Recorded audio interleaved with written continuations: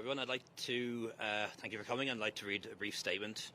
I've had the privilege to serve for the past 20 years as a public representative, 13 as a member of cabinet, 7 as leader of my party, and most of those as Taoiseach of this great country.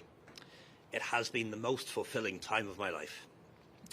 Working with colleagues, I've had the honour of helping to lead Ireland from unemployment to full employment, from a budget deficit to budget surplus, from austerity to prosperity, through a pandemic in which we saved lives and livelihoods, through Brexit when we prevented a hard border between North and South and protected our place in Europe.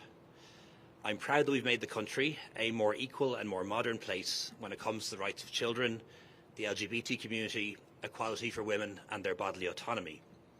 More recently, we've led the country through an inflation and cost of living crisis, the worst of which is now thankfully behind us. We've made significant steps towards affordable childcare and universal healthcare, making access to both more affordable for more people. We've made work pay better, with the implementation of a national living wage, statutory sick pay, lower personal taxes, improved family leave, allowing parents to spend more time with their children in those crucial early years.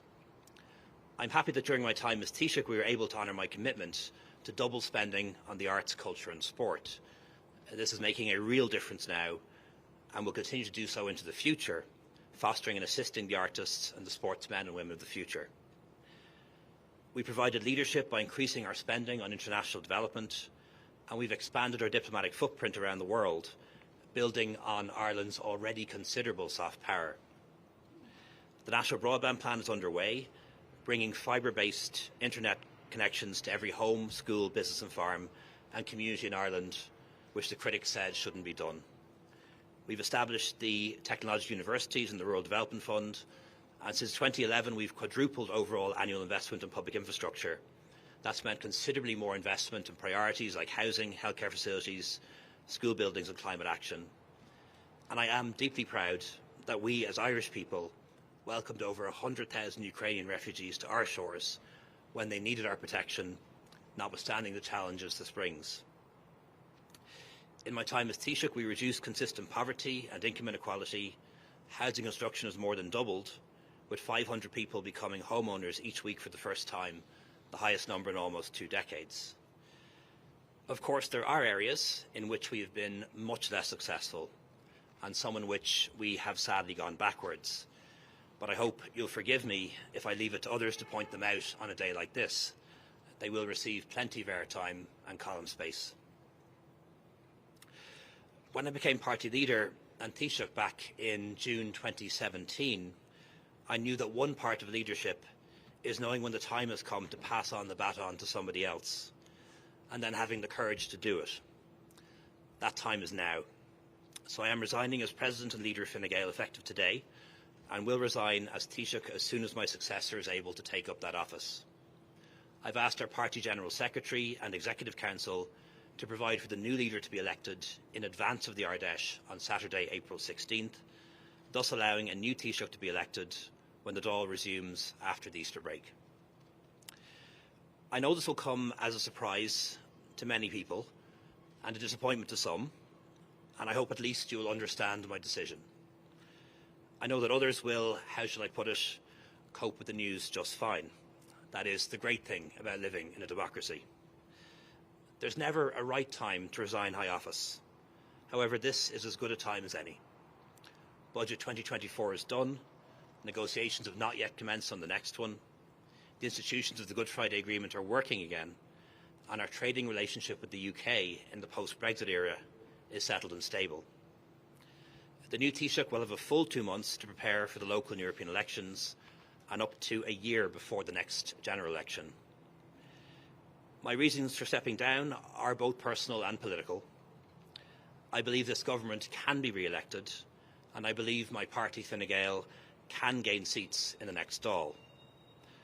Most of all, I believe the re-election of this three-party government would be the right thing for the future of our country, continuing to take us forward, protecting all that's been achieved and building on it. But after careful consideration and some soul-searching, I believe that a new Taoiseach and a new leader will be better placed than me to achieve that, to renew and strengthen the team, to focus our message and policies, to drive implementation. And after 7 years in office, I don't feel I'm the best person for that job anymore. There are loyal colleagues and good friends contesting local European elections, and I want to give them the best chance possible. And I think they have a better chance under a new leader. I am standing aside in the absolute confidence that the country and the economy are in a good place, and that my colleagues in government from all three parties, Fine Gael, Fianna Fáil and the Greens and the Oireachtas, will continue to work hard for the nation's best interests. On a personal level, I've enjoyed being Taoiseach, leader and a cabinet member since March 2011. I've learned so much about so many things, met so many people who I'd never have got to meet, been to places I would never have seen, both home and abroad. And I am deeply grateful for it. And despite the challenges, would wholeheartedly recommend a career in politics to anyone who's considering it. However, politicians are human beings and we have our limitations. We give it everything until we can't anymore, and then we have to move on. I will, of course, continue to fulfil my duties as Taoiseach until a new one is elected, and will remain as constituency TD for Dublin West. I know inevitably there will be speculation as to the quote-unquote real reason for my decision. These are the real reasons. That's it. I have nothing else lined up. I have nothing in mind. I have no definite personal or political plans. But I'm really looking forward to having the time to think about them.